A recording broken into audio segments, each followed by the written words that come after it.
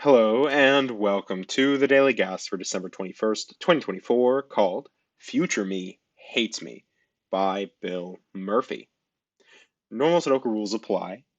Digits along thermometers must not decrease from bulb to tip. So, what does that mean? Well, this is just an interesting way to say this is a slow thermometer Sudoku.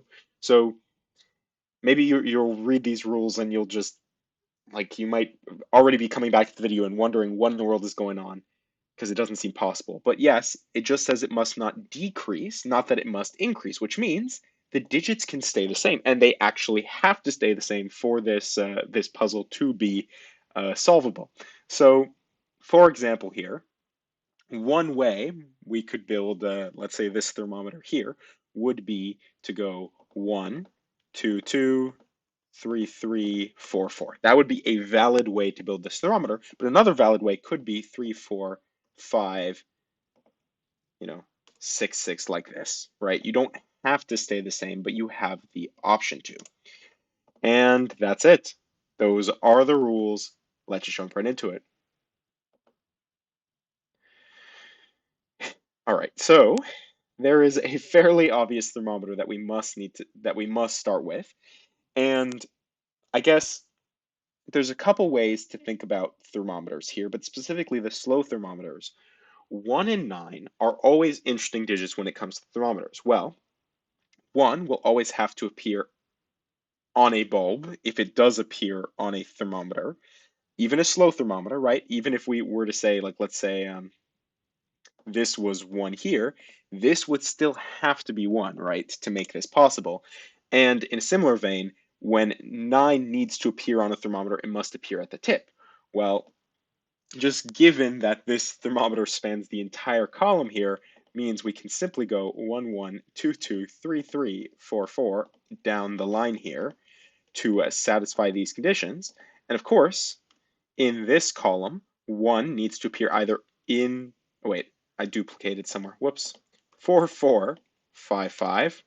Wow, that would have, I wonder how long it would have taken me to catch that one. 8, 8, 9, 9. There we go. We'll try again.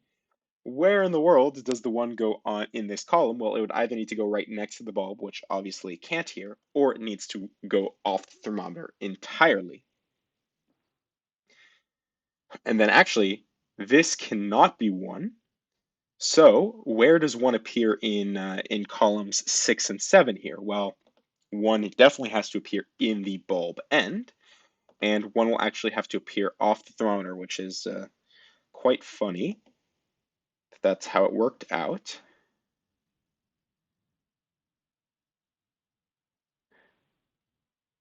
Then the question is 2. Well, okay. Where does 2 go in column 6? If 2 went here, this would have to be 1. It can't be, so this must be 2, which means this also must be 2. Where does 3 go? This can't be 3, because then this would have to be 2 or 1, which means this must be 3. But actually, this is not allowed to be 3 here,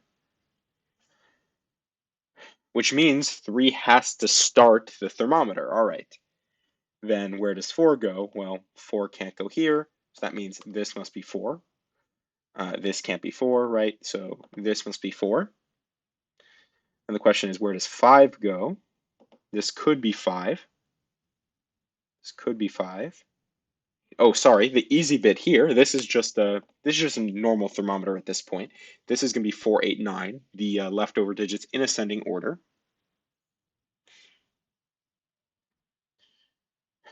Not that that really helps me much.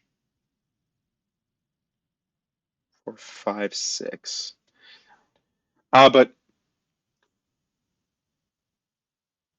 where do 7, 8, and 9 go, right? 9 would have to go like this on this thermometer if it wanted to appear in this part of column 6, which means it must appear here, but this cannot be 9, which means this is 8, which means that this tip must be 9 because 9 has to appear at the tip. Then this can't be 8 or 7. Oh, so then it's forced to be 6 with 5, 5, which means this is 8, 8, and that makes sense.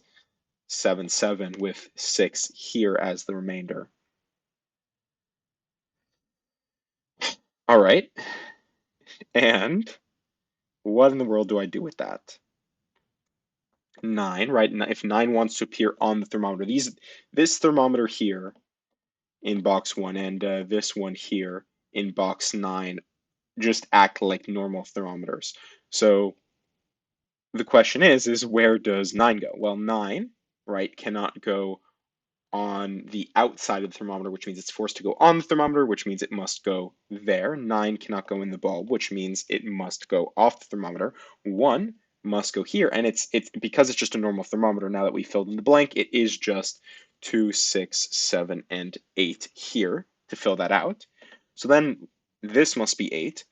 This cannot be 7, which means 7 is the thing that is outside, which means this is 4, 5, and 6 to fill that out. And now it is purely Sudoku. So 2, 3, and 7. So where does 7 go? 7, 3, 2, fully resolved. From the column here, we need 1, 1, 5, 6. 5, 6 gives us 1. Actually, we know 6 and 5 as well.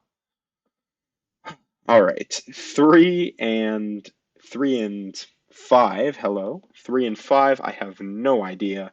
Here we're looking at 4 and 9. We do know what's happening with that. Then 1 and 2 go like that. So 3, 5 is still unresolved there. We're close to a 3 in the corner, but I won't get my hopes up. I'll be pleasantly surprised instead. We get 5, 6 here. We need 1 and 3, which we cannot resolve. And then 2 and something, 2 and 4, which we can resolve 4, 2 there. Then this is 2, 4, 5, 1. Yeah, we don't know 1, 3, 6, 8, 9. 9 goes here. And then we're missing 1 and 3, so 1, 3, 3, 1 gets resolved.